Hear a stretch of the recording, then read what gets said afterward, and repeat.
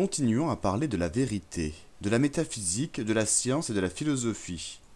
Premièrement, préalables et problématisation, vérité et réalité.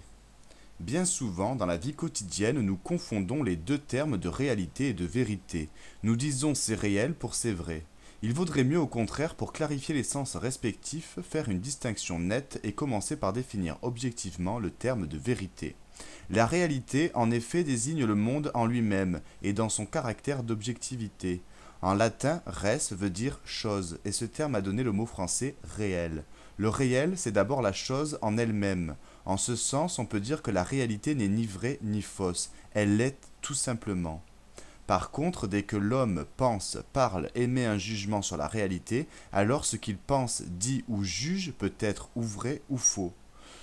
Si ce qu'il dit correspond à la réalité, alors on pourra effectivement parler de vérité. Mais si ce qu'il dit ne correspond pas à la réalité, alors on pourra effectivement parler d'erreur, de fausseté, voire de mensonge ou d'illusion, c'est-à-dire de non-vérité. Par exemple, la montagne appelée la Sainte Victoire, en elle-même n'est ni vraie ni fausse, elle est tout simplement. Elle est un bloc de réalité indépendant de tout prédicat humain. Par contre, si j'énonce la proposition la Sainte Victoire se trouve dans la chaîne des Pyrénées, alors il y a une erreur parce que mon discours ne correspond pas à la réalité effective. Ainsi, une proposition fausse peut avoir un sens en elle-même. Elle n'est pas absurde, mais elle est fausse parce qu'elle ne correspond pas à la réalité. La vérité est alors pour nous ici affaire de jugement. Elle implique la faculté de penser, d'émettre des propositions et de juger.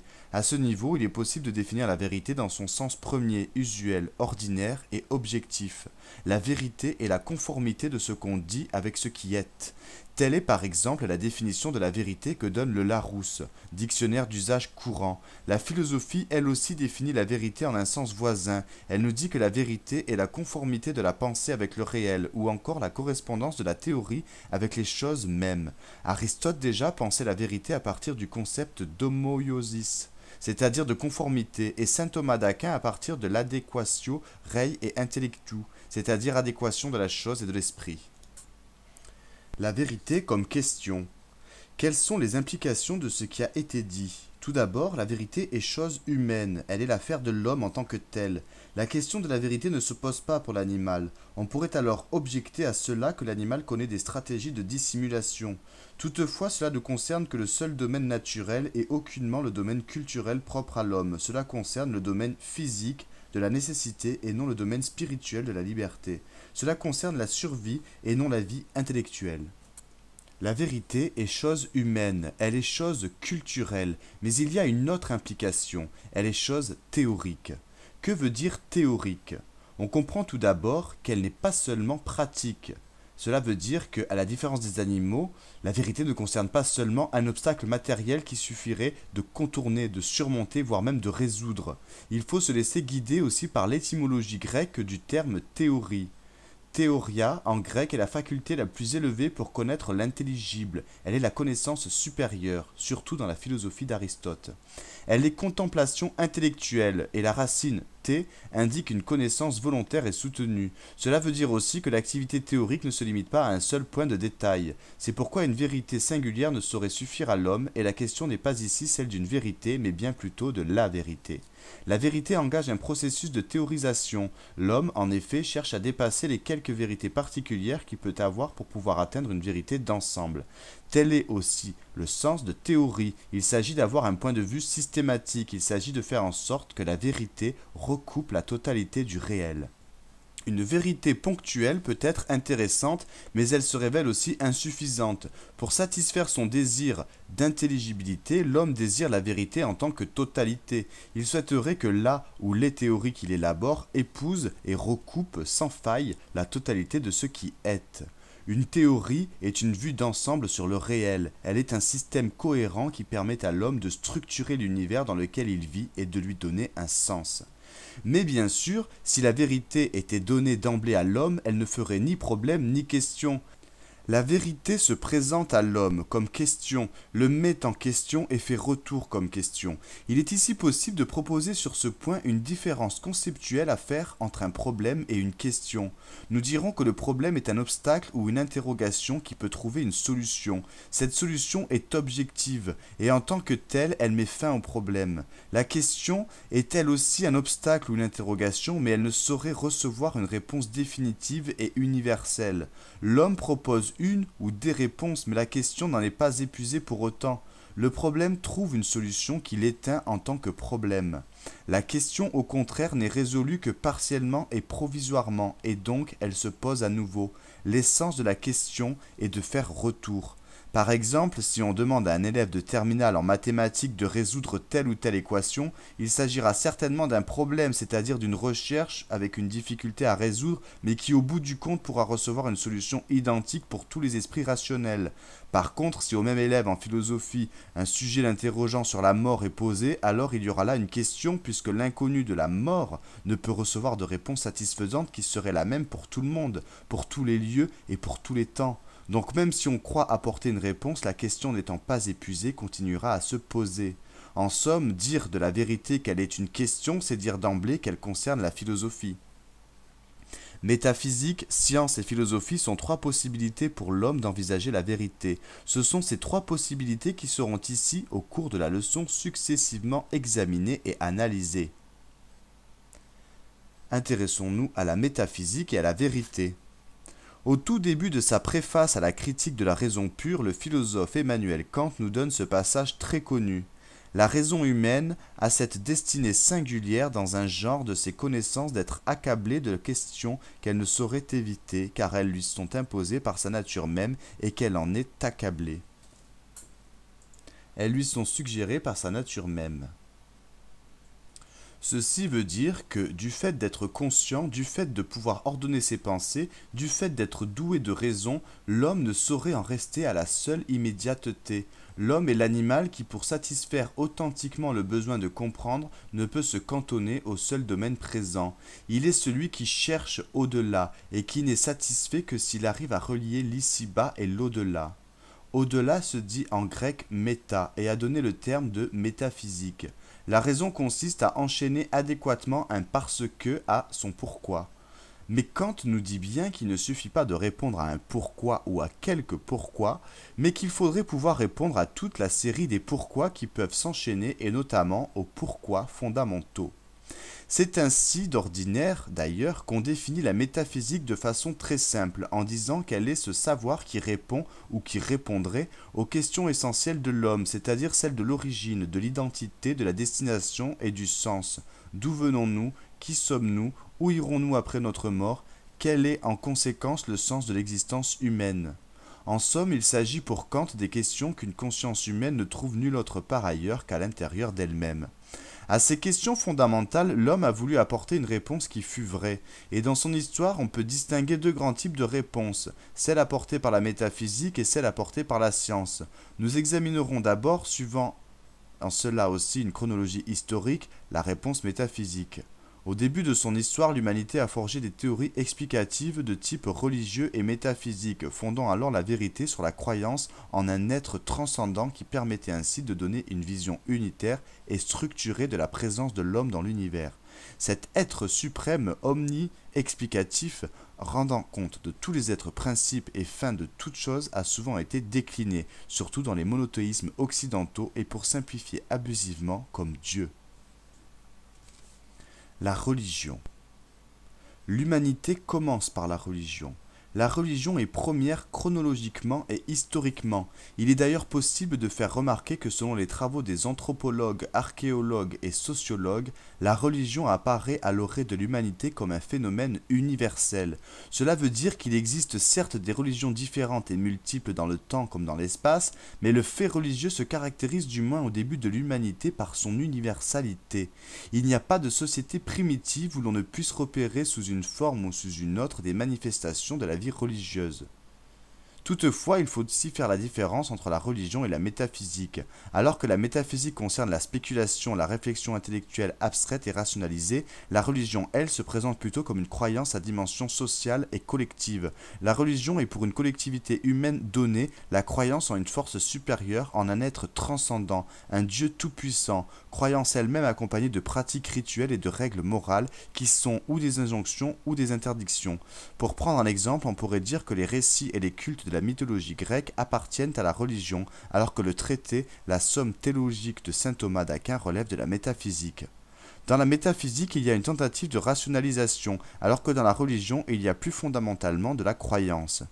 Qu'est-ce qu'au juste que la croyance? La croyance est une adhésion non rationnelle, une effusion naïve et précritique, une participation de type mystique. La croyance ne se soucie pas de la solidité de l'argumentation, pas plus que du contrôle efficace par la preuve. Dans le phénomène religieux, il y a la plupart du temps croyance, c'est-à-dire adhésion non rationnelle à cette idée que la divinité est le fondement explicatif de toute chose et qu'elle peut se manifester, par exemple dans un élément naturel, dans un texte ou dans une parole. La vérité religieuse trouve alors sa force de conviction dans la notion de sacré. Elle la trouve aussi dans l'argument, dit argument d'autorité, qui est la tradition. Enfin, la religion n'est pas dissociable d'une société organisée dont elle épouse et reconduit les valeurs idéologiques, ce qui veut dire que les sociétaires de telle ou telle société vont trouver d'emblée des représentations a priori. Avec la croyance religieuse, le collectif englobe l'individu, le nous conditionne le je, la société structure les pensées et les actes. Dans sa longue histoire, le phénomène religieux a pu prendre des formes très différentes, comme par exemple l'animisme, la magie, le polythéisme, le monothéisme. Toutefois, dans le seul cadre de la leçon, il importe de retenir que, pour ce qui concerne l'Occident, les trois grands monothéismes, le judaïsme, le christianisme et l'islam, ont convergé avec la métaphysique des philosophes grecs, notamment Platon et Aristote, pour affirmer une conception métaphysique de l'être. Ainsi, il y a eu toute une époque de la métaphysique qui est marquée par ce qu'on appelle parfois la civilisation judéo-platonico-chrétienne et qui est due pour l'essentiel à la rencontre de la Bible et des auteurs grecs. La métaphysique. Le terme de métaphysique vient de la langue grecque et il signifie étymologiquement après la nature, de méta qui veut dire au-delà et physis qui veut dire la nature. Au sens le plus large, la métaphysique est la partie de la philosophie ou de la réflexion générale qui cherche à connaître le fondement absolu de toute chose.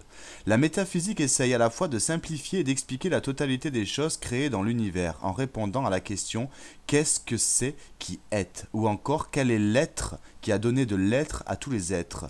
En un même sens, elle répond aussi à la question « Pourquoi y a-t-il de l'être ?» qui est selon Leibniz la question fondamentale, ou si l'on veut la question « Pourquoi y a-t-il de l'être plutôt que rien ?»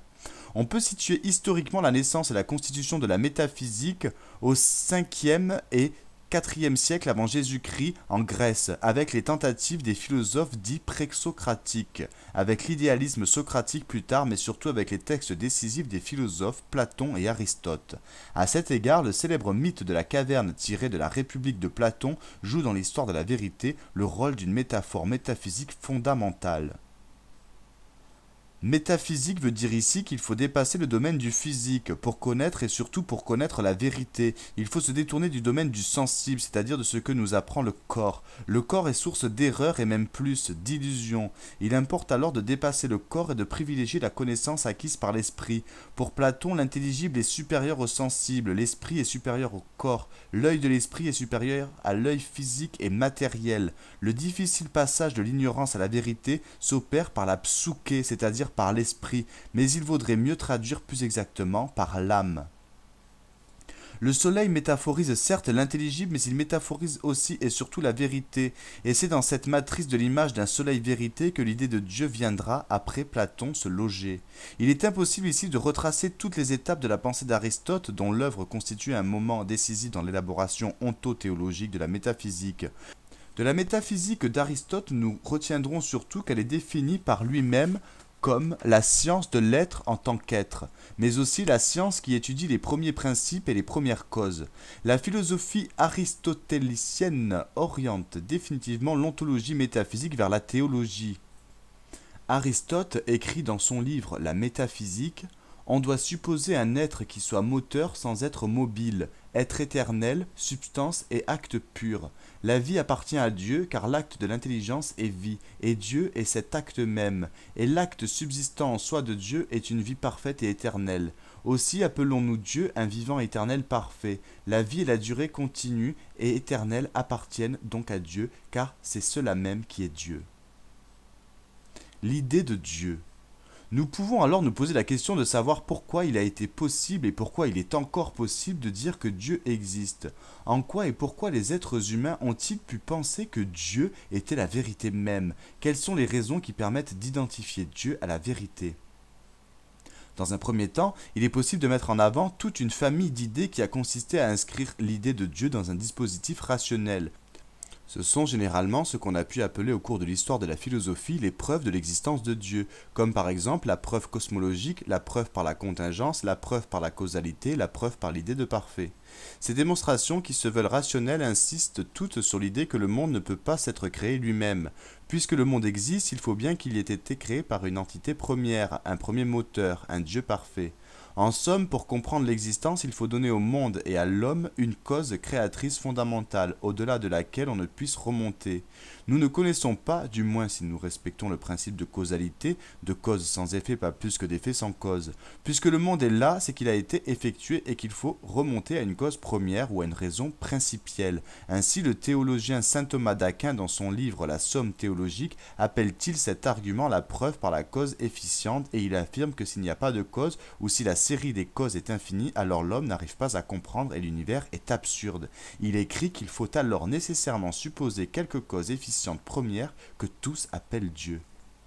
Une deuxième approche pour la légitimation de l'existence de Dieu nous est donnée, et cela aussi bien dans le domaine de la religion que dans celui de la métaphysique, non par la raison mais par la foi. Dieu, dans ce cas de figure, est saisi de manière non rationnelle. Il est le Dieu de la révélation, le Dieu sensible au cœur, le Dieu donné par l'intuition. Il est alors objet de croyance et non de démonstration. Il est objet passionnel et non rationnel. Il est le Dieu que l'on éprouve et non celui que l'on prouve. On voit qu'il existe. On le sait, mais on ne peut le démontrer objectivement aux autres. Paradoxalement, c'est ici la défaite de la raison qui donne à Dieu une sorte de raison. En effet, il existe dans l'univers de nombreux points non expliqués et non élucidés par la stricte raison et la science, même dans ses développements contemporains les plus avancés. Cette difficulté ou cette impossibilité de l'homme à tout expliquer comme à tout comprendre peut alors faire penser qu'il existerait une force supérieure qui nous comprend, mais que nous ne comprenons pas. Si la raison et la science avaient tout expliqué, alors peut-être nous n'aurions plus de nécessité de croire encore. Et si Dieu n'est pas complètement intelligible, c'est alors la preuve paradoxale et indirecte de son existence. Dans cette conception, Dieu prend le visage du mystère. Il est lui-même le mystère. Dieu outrepasse les limites de la raison et c'est ainsi qu'on peut alors entendre la célèbre phrase de saint Augustin dans son livre Les Confessions « Je crois en Dieu parce que c'est absurde ». Enfin, on trouve un autre argument essentiellement dans le domaine religieux qui affirme que Dieu peut se manifester directement ou indirectement. Les grandes religions de l'humanité se fondent sur l'idée que Dieu peut être présent, peut se révéler dans les traces visibles d'une présence, qu'il y a une épiphanie toujours possible. Le divin se manifeste par des signes présents dans la nature ou encore dans des signes conservés dans des livres sacrés et transmis ensuite de génération en génération. Par exemple, le christianisme affirme que Dieu s'est montré par l'intermédiaire de la naissance d'un humain, le Christ, et que la parole du Christ peut se lire dans les évangiles. Il s'agit dans ce cas de figure d'une dimension quasi expérimentale de l'existence de Dieu. On peut noter que, même après les philosophes des Lumières et l'invention d'une religion naturelle, l'expérience possible d'un Dieu s'est étendue hors des domaines définis par la tradition. Ainsi, Dieu peut-il se rencontrer dans des phénomènes divers, comme par exemple le sentiment panthéiste de la nature ou encore la bonté ou la force de la beauté. Intéressons-nous à la science et à la vérité. Les croyances religieuses et les théories métaphysiques sont-elles vraies? Certes, pendant longtemps, l'humanité ne les a pas mises en doute, au contraire, elles ont quasiment été la seule représentation pour dire et penser le vrai. Toutefois, avec les débuts de l'émergence de la science au XVIIe en Europe, puis avec l'empirisme de Hume et le criticisme de Kant au XVIIIe, se dessine très nettement une ligne de disruption. L'idée de Dieu est soumise à la critique et les théories religieuses et métaphysiques sont invalidées. Critique de la religion, de la métaphysique et de l'idée de Dieu. Invalidation tout d'abord sur le plan rationnel. La raison qui pendant longtemps avait servi de légitimation à la théologie a dû reconnaître qu'elle ne pouvait plus continuer à tenir les mêmes positions. À la fin du XVIIIe siècle, dans le grand livre d'Emmanuel Kant, Critique de la raison pure, qui marque la fin de la métaphysique, l'idée de Dieu mais aussi les entités métaphysiques deviennent des paralogismes, c'est-à-dire des fautes de logique, ou des antinomies, c'est-à-dire des objets de pensée contradictoires et insolubles. Insoluble signifie qu'on ne peut pas résoudre. L'idée de Dieu comme raison du monde peut tomber sous le coup de la critique. Il y a contradiction rationnelle insurmontable à affirmer que Dieu est cause du monde. En effet, si Dieu est cause du monde, il faut que lui-même ait été causé. Donc il fait remonter la série causale jusqu'à l'infini, mais alors l'esprit s'y perd et Dieu devient incompréhensible. Ou alors il faut penser que Dieu est cause de lui-même, c'est-à-dire qu'il s'est auto-créé et qu'il s'est produit lui-même à partir de rien. Mais cette idée est également irrecevable parce que pour un esprit rationnel, de rien ne peut surgir quelque chose ou quelqu'un. En conséquence, la raison ne peut rien décider quant à l'existence de Dieu selon Kant. Il faut ajouter à cela une deuxième critique qui porte sur l'expérience même de Dieu. En effet, les théories métaphysiques n'ont qu'une apparence rationnelle, mais en plus de cela, elles ne sont vérifiées par rien de sûr et d'objectif. Or, à partir du XVIIe siècle européen, la science et l'esprit scientifique définissent la vérité à partir des preuves expérimentales et des vérifications concrètes. Il faut bien préciser que ces preuves doivent être objectives et non pas seulement subjectives.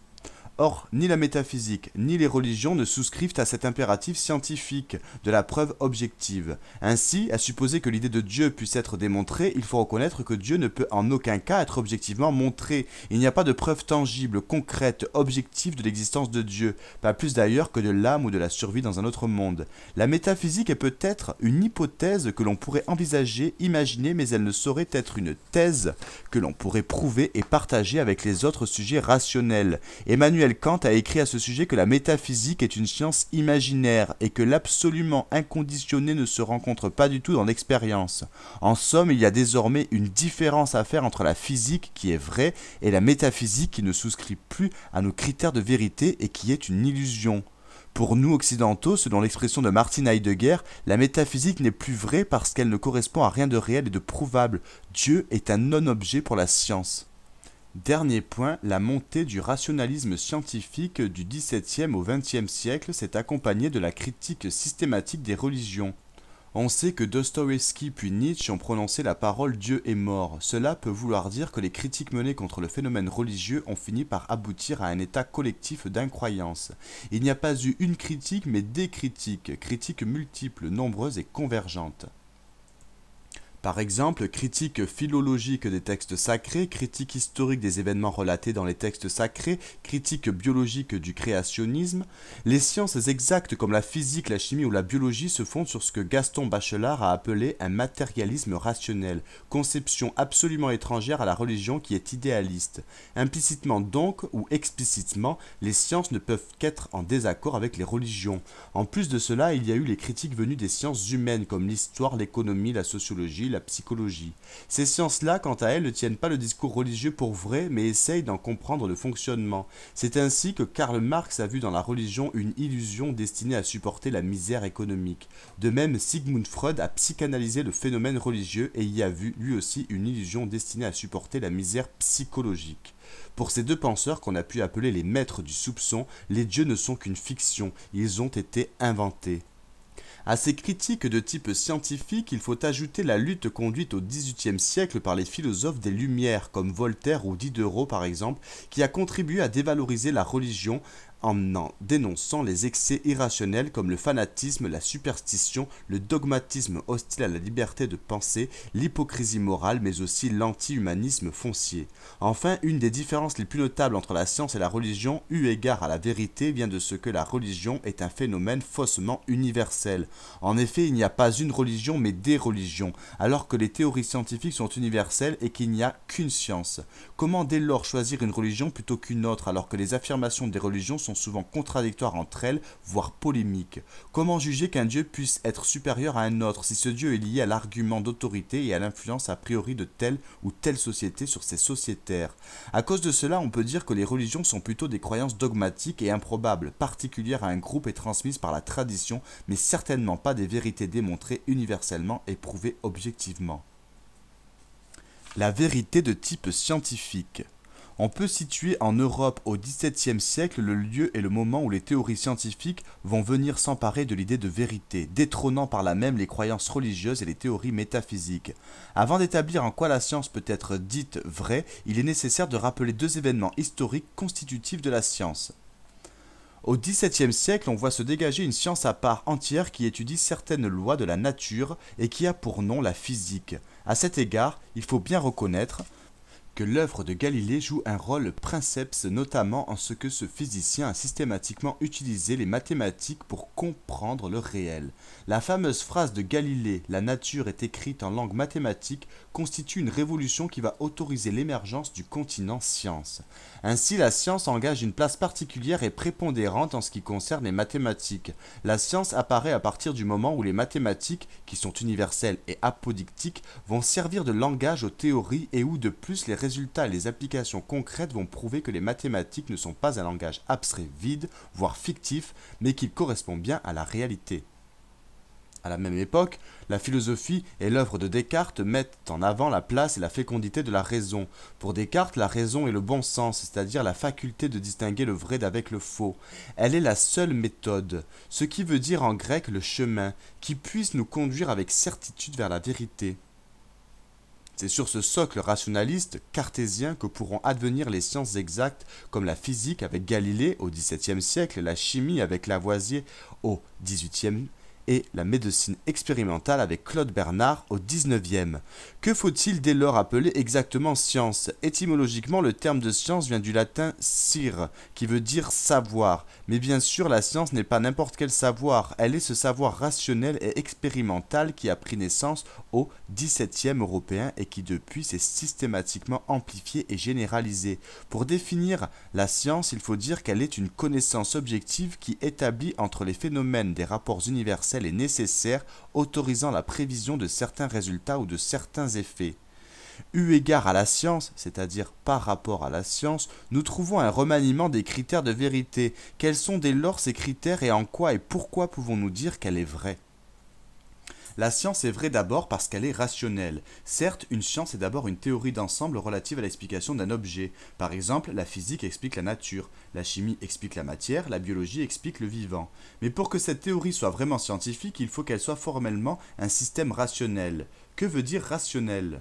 La rationalité renvoie à l'ordre des pensées. Raisonner en effet, c'est enchaîner de façon nécessaire et cohérente différentes propositions, comme par exemple pour un syllogisme déductif, c'est surtout ne pas pouvoir affirmer n'importe quoi, n'importe comment. La rationalité inhérente à une proposition se reconnaît à deux critères, la nécessité logique ou encore apodicticité et l'universalité. En mathématiques comme en sciences, quand un résultat est vrai, je suis obligé en moi-même de reconnaître qu'il est vrai et tous les individus rationnels en reconnaissent la vérité en même temps que moi. La raison est un opérateur de vérité. La science est vraie ensuite parce qu'elle est prouvée. Il ne suffit pas de démontrer, il faut aussi montrer dans la réalité que ce que l'on a démontré peut être effectivement vérifié. Cela veut dire que la science doit toujours apporter des preuves matérielles de sa véracité. Et d'ailleurs, la science est un esprit positif qui est né dans les leçons même du réel. Si la science d'un côté est née avec le rationalisme, d'un autre côté elle est aussi née avec l'expérimentalisme de Bacon au XVIIe siècle et l'empirisme de Hume au XVIIIe. La science est le conjointement de la raison avec l'expérience, ce qui veut dire qu'il ne peut y avoir de science sans vérification expérimentale objective, et cela permet à tout à chacun de constater dans le concret que ce qui est dit dans la théorie correspond bien à la réalité des choses. Par exemple, si un astronome calcule la date d'une éclipse à venir, il est toujours possible de vérifier réellement si ses prévisions sont vraies ou fausses.